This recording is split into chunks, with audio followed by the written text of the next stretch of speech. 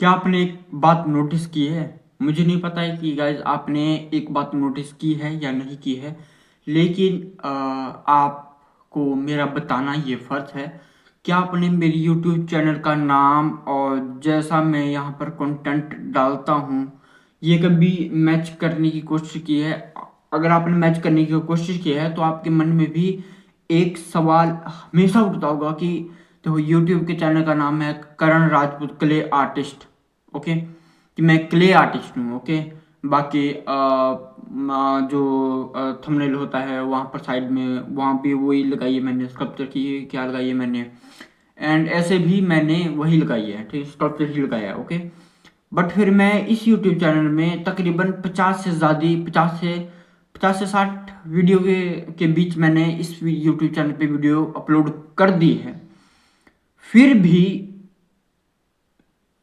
एक भी video sculpture से रिलेटेड नहीं है। अगर आप ये बात नोटिस कर रहे हो तो एक बात मैं आपको क्लियर कर दूं कि देखो, स्कल्पचर बनाने से पहले बहुत ही स्ट्रॉन्ग पार्ट होता है कि आप एक चीज नोटिस करो कि हमें सबसे पहले स्कल्पचर बनाने से पहले आपके ड्राइंग फंडामेंट क्लियर होने चाहिए। देखो, अगर जो सोच पहले मैं भी गलती करता था कि मैं ये सोचता था कि यार स्केचिंग करने से, ड्राइंग फंडामेंट से मुझे सीखने के लिए मतलब नहीं है, क्योंकि मैं एक स्कल्पचर आर्टिस्ट हूँ और मुझे आना चाहिए मिट्टी से खेलना या पीओपी से खेलना या पत्थर से खेलना, अनदर एक्टिविटी से जो भी स्कल्पचर में कंक्लूड होती है उनसे खेलना मेरे लिए इम्पोर्टेंस होना चाहिए, ना कि मुझे पेंसिल चलाना आना चाहिए या चीज़ होना चाहिए। मैं पहले ये ऐसा सोचता था। अगर आप भी यही सोचते हो तो आपकी अप्रोच बहुत ही गलत है। तो देखो, आपकी अप्रोच सही करने के लिए मैं आपके लिए एक डेडिकेटेड वीडियो लेके आया हूँ कि आपको पहले ड्राइंग फंडामेंट देखो। अगर आपको बेसिक ड्राइंग फंडामेंट क्लियर करने होंगे, अगर आप यूट्यूब में भी जाएंगे तो बहुत ही ज़्यादा वीडियो आपको मिल जाएगी कि ड्राइंग फंडामेंट क्लियर कैसे करते हैं। बट लेकिन अपने कुछ की पॉइंट ऐसे मैंने डेडिकेटेड वीडियोस मैंने अपलोड की है पहले, ठीक है। एंड बट अब इस वीडियो में मैं आपको ये बताऊंगा कि आपको, जैसे आपको देखो, एक सबसे बड़ा की पॉइंट होता है कि देखो, जब हम स्कल्पचर सीखते हैं तो सबसे पहले तो हमारा ये होना चाहिए, जैसे मैंने एक रील भी डाली थी कि आपको सबसे पहले तो स्कल्पचर आपकी आंखों के सामने होना चाहिए। इस वीडियो में आपको कुछ कुछ की पॉइंट बताऊंगा और कुछ एक्सरसाइज मैं आपको इस वीडियो में बताऊंगा, ताकि जो आप वीडियो एंड तक देख सके एंड आप भटके नहीं, ठीक है। अगर आपको किसी और यूट्यूब चैनल से अगर आपको सीखने को मिल रहा है तो आप वहां भी जा सकते हो, यहाँ से आप स्किप कर सकते हो। अगर आप यहाँ से सीखने को मिल रहा है अगर आपको, तो इस चैनल को सब्सक्राइब कर लीजिए और पूरी वीडियो देख के कमेंट जरूर कीजिए कि आपको कैसा लगा।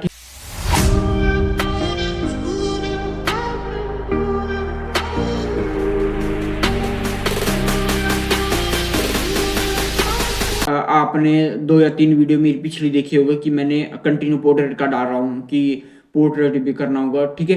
वो चीज़ भी आपका की पॉइंट मैं आपको शेयर करने की कोशिश करूंगा, अगर वीडियो ज़्यादा लंबी ना हो, नहीं तो अगली वीडियो में आपके साथ शेयर करूंगा, ठीक है। बट आज का पॉइंट ये है कि आपको जो बेसिक होता है, स्टार्टिंग होती है, अगर आप स्कल्पचर में आना चाहते हो तो देखो, स्कल्पचर आने से पहले आपको एक चीज क्लियर कर दूं कि स्कल्पचर आने के लिए, स्कल्पचर फील्ड में आने के लिए आपको बहुत ज्यादा मेहनत करनी पड़ेगी।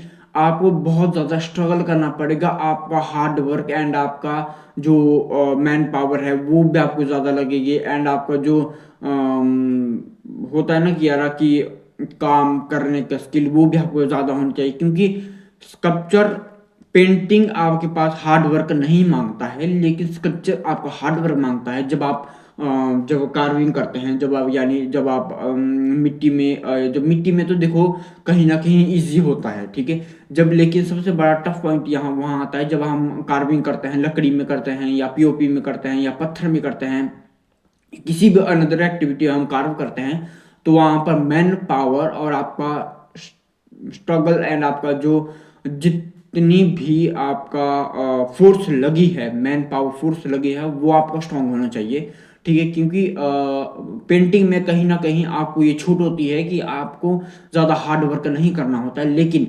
पेंट स्कल्पचर ये ऐसी फील्ड नहीं है। स्कल्पचर फील्ड है हार्ड वर्क की, वो हार्ड वर्क मांगता है, ठीक है, क्योंकि हार्ड वर्क, क्योंकि एक तो आपको छीनी और हथौड़ा चलाना पड़ेगा।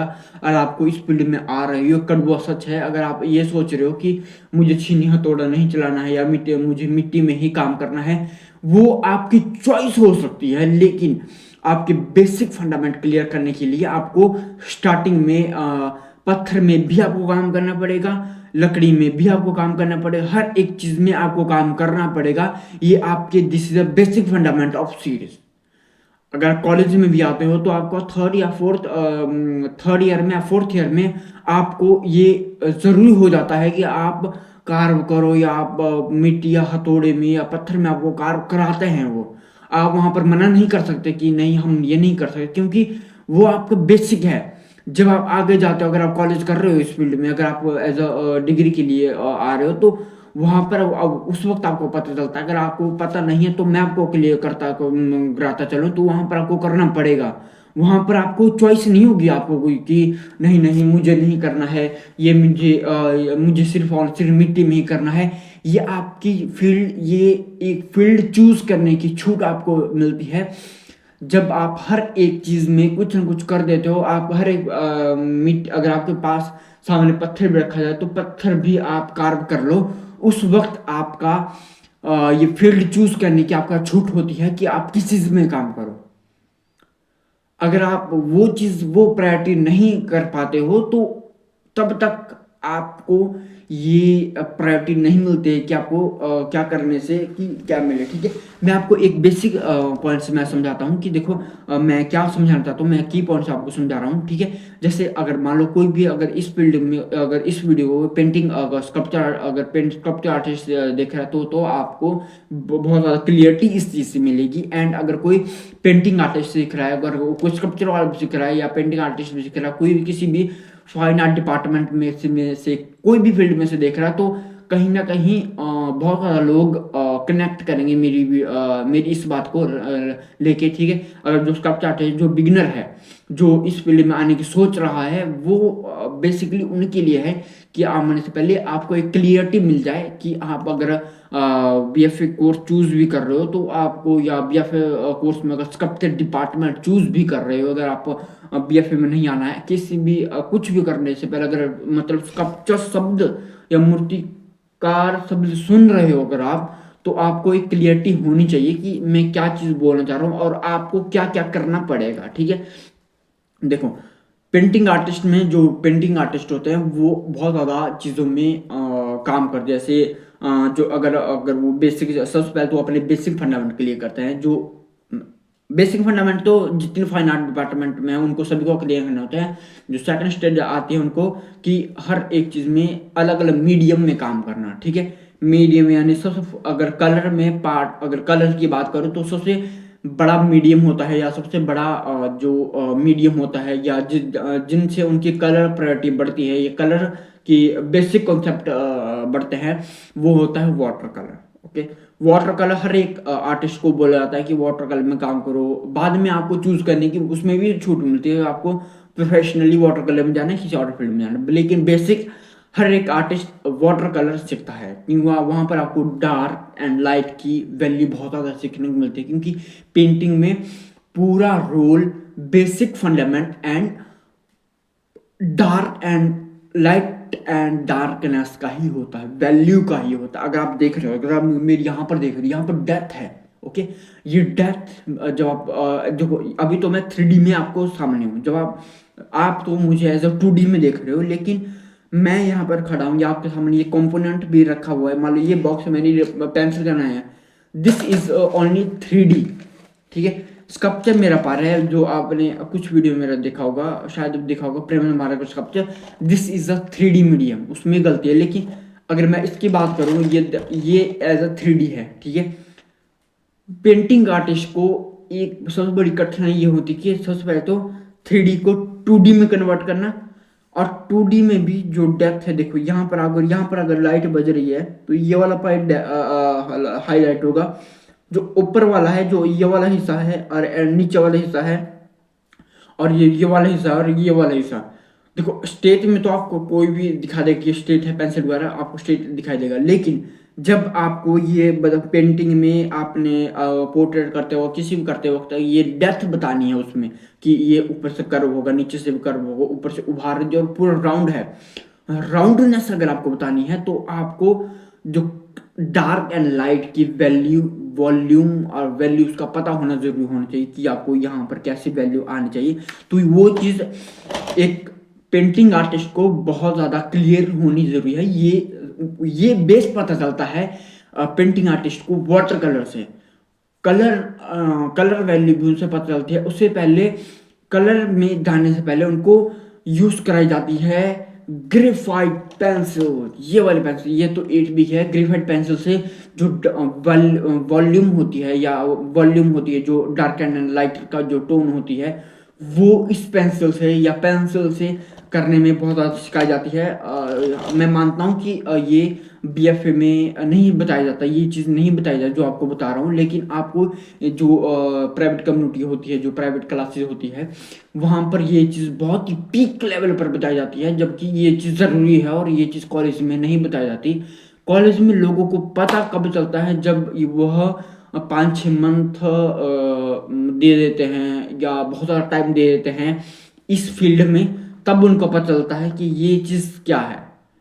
तो volume, darkness, lightness, flat value, वो पता चलती है आपको बेसिक क्लियर करने से, ठीक है। उसके बाद आपको सेकेंड स्टेप होता है आपको, देखो सबसे पहला स्टेप होता है आपके पास क्लियर करना कि darkness, lightness, volume, flat value. Second step water colour में। उसके अगला पॉइंट होता है कि आपको उसके अगला मिलता है आपके पास कि आप पोस्टर कलर में पोस्टर कलर में जा सकते हैं। और उसके अगला पॉइंट कि बहुत ज़्यादा लोग वाटर कलर करने के बाद सीधा ऑयल कलर में चले जाते हैं। तो ये 4-5 मीडियम होते हैं या 4-5 स्किल होती है जो पेंटिंग आर्टिस्ट को बहुत ज़्यादा पीक लेवल पर ले जानी होती है। उसी तरह एक स्कल्पचर आर्टिस्ट के लिए भी कुछ कुछ कुछ चीज़ें गेस करना, कुछ चीज़ें में बताना बहुत ज़रूरी है। अगर आप मान लो कहीं जा रहे हो, ठीक है, ये मेरा स्केच बुक है, यहाँ पर मैंने कुछ एक्सरसाइज की है। ये ऐसी स्केच बुक किसी को बताने के लिए नहीं होती है, लेकिन मैं बता दूँ, यहाँ पर मैं कुछ ट्राई कर रहा था फ्रंट पेज पर, ठीक है।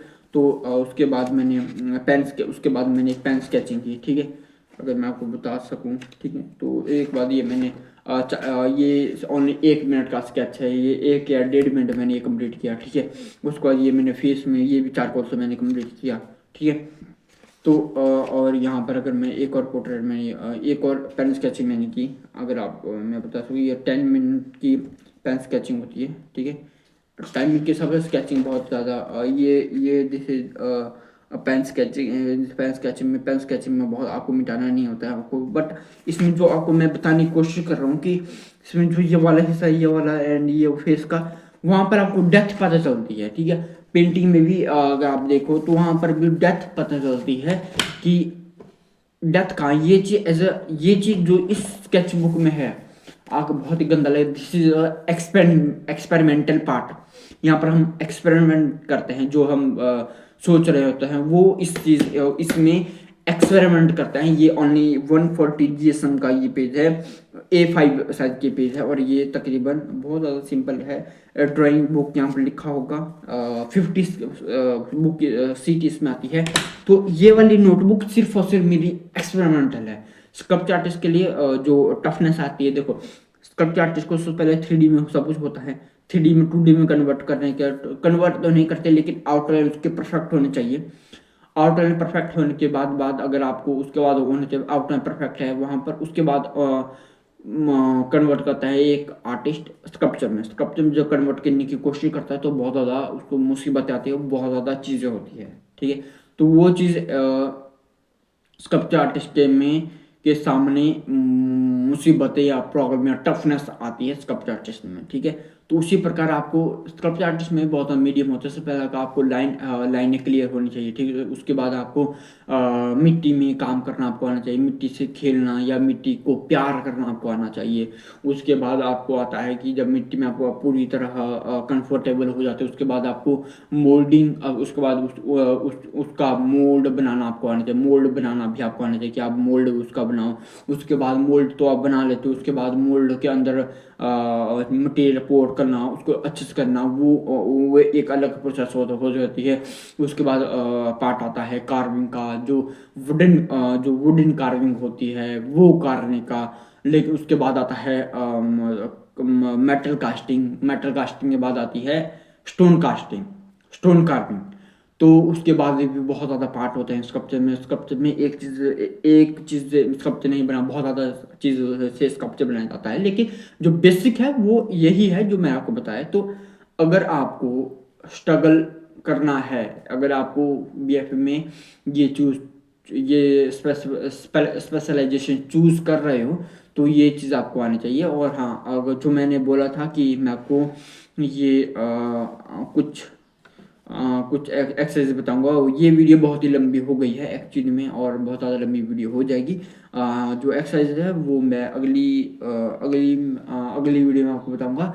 तो आज के लिए सिर्फ इतना ही। कल फिर से मुलाकात होगी, और अगली वीडियो मेरी स्किप करना मत भूलिए, क्योंकि अगली वीडियो बहुत ही इंपॉर्टेंट है, बहुत ही इंटरेस्टिंग आने वाली है, इसलिए अगली वीडियो को स्किप मत कीजिएगा। तो इस वीडियो में सिर्फ इतना ही। कल फिर से आपके साथ फिर से मुलाकात होगी एक और वीडियो में, एक और टॉपिक के साथ। तब तक के लिए ये अगली वीडियो को जरूर देखिए। अगर आपको इस वीडियो में पसंद आई तो चैनल को सब्सक्राइब जरूर कर लीजिए, एंड लाइक कर लीजिए, शेयर जरूर कर लीजिए, ताकि आप बेल आइकन सब्सक्राइब करके बेल आइकन प्रेस जरूर कर लीजिए, ताकि आपको हर एक आने वाली पहली वीडियो तुरंत आपको नोटिफिकेशन आपको मिल सके, एंड आपको कोई भी जरूरी बातें आप स्किप ना कर सको, और आप दिशा ना भटको।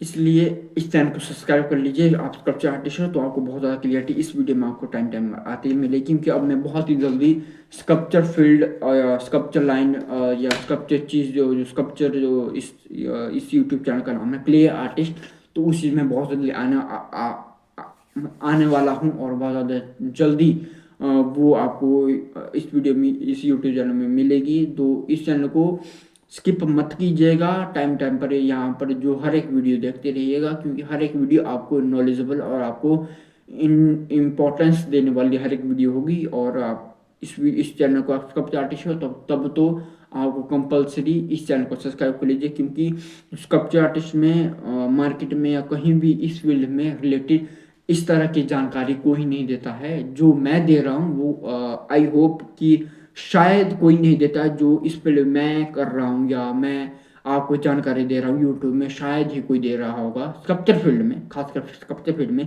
पेंटिंग फील्ड में तो बहुत ज़्यादा लोग होते हैं, लेकिन स्कल्पचर फील्ड में आपके बेसिक क्लियर कराते हैं ना, वो बहुत ही कम है। लेकिन और आपको क्लियर करना है, हर एक चीज़ क्लियर करने, वो आपको तहे दिल से यूट्यूब चैनल में स्वागत है। और आपको ये वीडियो कैसी लगी, आपको अच्छा लगी या कुछ भी अच्छी लगी, बुरी लगी, कैसी भी लगी हो अगर आपको, तो इस चैनल को कमेंट जरूर कीजिएगा। एंड ठीक है, एंड आपके साथ अगली वीडियो में फिर से आपके साथ मुलाकात होगी। तब तक के लिए जय हिंद, जय भारत, जय हिंद, जय भारत।